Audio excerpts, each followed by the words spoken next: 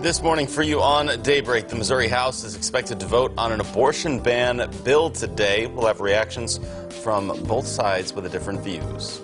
And we continue our courageous conversation. Nobody's business. Their worst mistakes led to some of their biggest blessings. How an ex-con learned skills in prison to set him up for success. Plus, Hannah Zettles previewing how a local neighborhood can clean up its community this weekend. We've got those stories and more coming your way this morning on Daybreak. Good morning and thanks for joining us. It's Friday, May 17th. I'm Lauren Barnes. And I'm Joe Morano. Plenty to get to on this Friday morning as we start off your weekend here. Right? Can you believe we made it? Lord have mercy. It's been a week. It has been. Hopefully a little bit easier for you folks at home. Just one of those times where we're really busy all the time. A lot of things that can go wrong do go wrong, that sort of stuff. Yeah, that's but hey, okay, though. We're here. It's all right. We've been enjoying some sunshine, at least, when we're off the clock, right? That's okay. Silver lining here, Lisa. Yeah, gorgeous yesterday. It was the warmest day of the year so far. We hit 86 yesterday. 86, wow. Yeah, so, and today will be pretty similar. So, yeah, we've had a couple of nice days this week, because remember the week before is when we had all that crazy severe weather, but exactly. Turning more active. Nice to see that level off a little bit. Yeah. Quiet out there this morning, just a couple of clouds. We've got some dry roads out there, and things will be sunny as you head to work and school. Another quiet and warm start. Temperatures are in the 60s. It's 65 in Springfield, 64 in Mountain Grove, and 67 in Ava. It's also pretty muggy. We've got these dew points about 60. Some spots are in the lower 60s.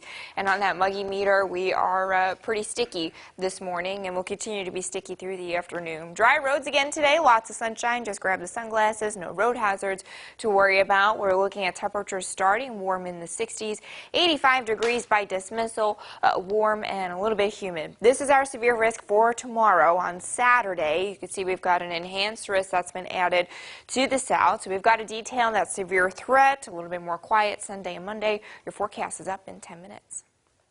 Today is the final day of the legislative session here in Missouri, and the state's version of an abortion ban is expected to hit the governor's desk before the day is over. The Senate passed the bill yesterday and will likely clear the House today. Governor Parson has expressed his support of a ban on abortion and would sign it into law. Missouri would then be the 14th state to pass some type of abortion ban. Here in Springfield, we spoke with two ladies with organizations that have different views. Lisa McIntyre with the Pro-Life-Minded Pregnancy Care Center and Dee Ogilvie with the Pro-Choice-Minded National Organization for Women.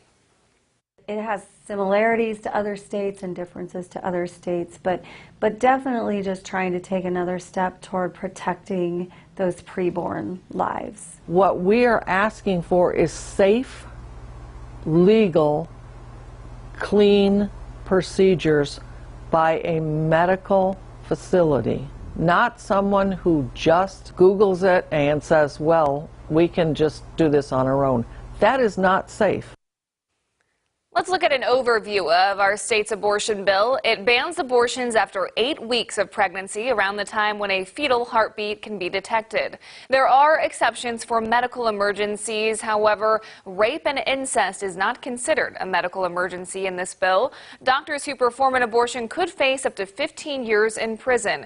We actually have a crew headed to Jeff City today. We'll bring you updates on the final day of this legislative session.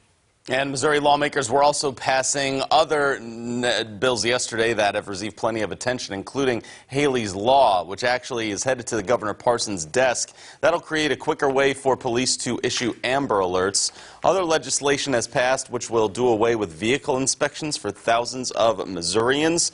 Also, adult motorcyclists will no longer be required to wear a helmet. And then, of course, a bill to improve workforce development was also approved, which is another issue the governor has strongly advocated for in the past.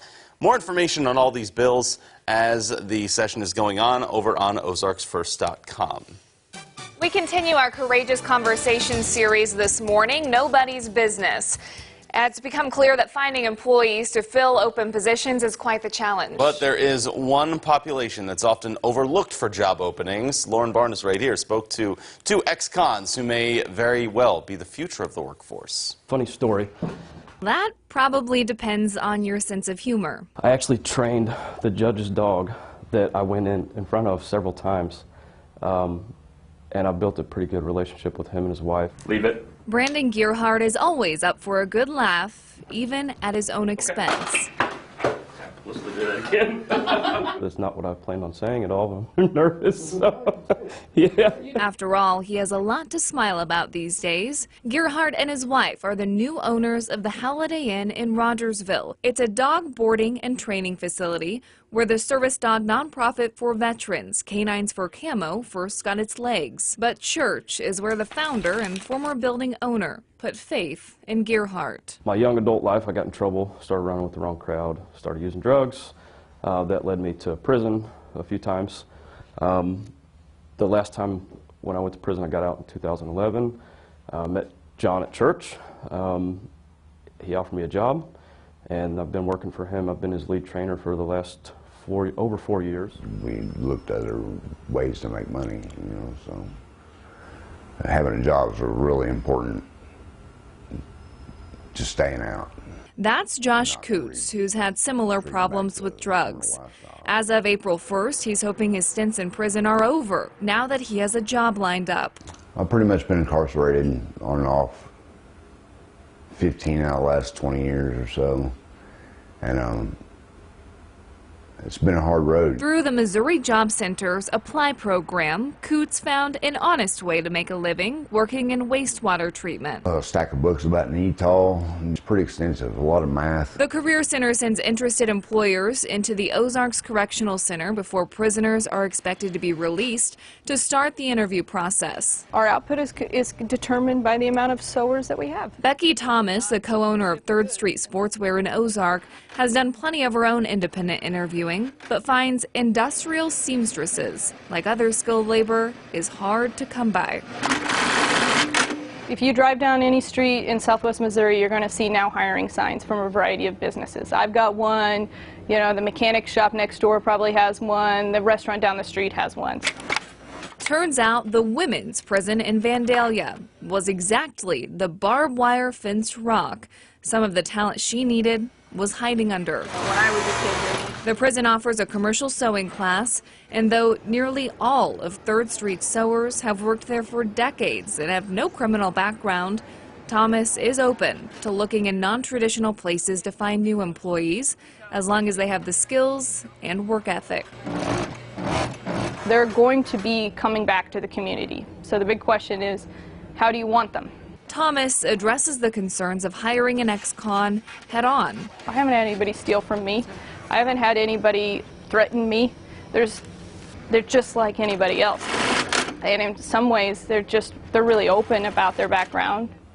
I got a lot to lose. And Gearhart is taking every criticism. And I do feel there's probably some people that are probably a little on edge about dealing with someone that's been through a shady past. As an opportunity to learn. Most people are, they love a good success story at the same time. And to laugh.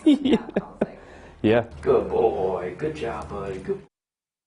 The last installment of our Courageous Conversation series airs this Sunday night at 10. We'll show you how a local college saw the need to fill jobs and came up with a new program to help. And it's a job sector that affects an important commodity in your life. We have a story now about a celebration of two faiths coming together. The Catholic Campus Ministry opened to Muslims last night to celebrate the last day of Ramadan with an iftar dinner. It breaks the last day of the fasting period and is viewed as a time to reflect on the meaning of fasting and how to solve hunger shortages worldwide. Catholic leaders say they would like to unite rather than focusing on and discussing differences. Especially in the times that we are living today, where we are emphasizing a lot on division and hatred and violence, I think having those moments of encounters really shows us that we can come together, that love can be part of who we are in our lives, and there is a hunger for peace and unity in our communities, regardless of our different religions. And Father Reyes also says he'd like more events like this in the future. We have some more local news for you. This Saturday, people living in the Phelps Grove neighborhood can look forward to hauling away trash and cleaning up the area. Tomorrow morning from 8 until noon, Phelps Grove residents can bring unwanted items to MSU Parking Lot 18. That is where we find Hannah Zettel this morning with more on the event. That's right, Lauren and Joe. Rain or shine, this event is going to be happening. The cleanup is going to take place right here tomorrow. It's funded by the City of Springfield and coordinated by Community Partnership. Now, tomorrow, Phelps Grove neighbors may throw away nearly anything, including appliances, furniture, and construction debris. There are also separate containers for trash, limbs and brush, leaves, and yard waste. There will be a vendor on site to recycle metal and anything they deem of value, like working appliances or furniture items. Not accepted tomorrow are alkaline batteries, tires, paint, oil, and other hazardous material. Cleanup coordinators believe the event will have a positive impact on health issues, raise awareness, quality of life, and pride in the neighborhood. Eric Pauley of Phelps Grove explains the impact the cleanup made last year alone. So I believe that we took out 13 tons of general garbage, 4 tons of yard waste, 1.5 tons of scrap metal that got recycled. And we did start out doing televisions last year. That was our very first year to do that. We removed 17 televisions out of the neighborhood. Now, of course, this event is just for Phelps Grove neighbors, so if that's you and you've got some trash to get rid of, you want your place to be squeaky clean, you can go ahead and gather those materials. Don't leave them out on your curb. Bring them right here to MSU Parking Lot 18. Reporting in Springfield, Hannah Zettel, Ozarks First. All right, thank you very much, Hannah. Still to come for you here on Daybreak. Boeing says it has finished up software for its MAX 737s. And Taco Bell addicts, don't go anywhere. We'll tell you where you can find the very first Taco Bell hotel in your Money Watch next. From Color 10 Ozarks First, Lauren Barnes, Joe Morano, and weather with meteorologist Elisa Raffa. This is Color 10 News Daybreak.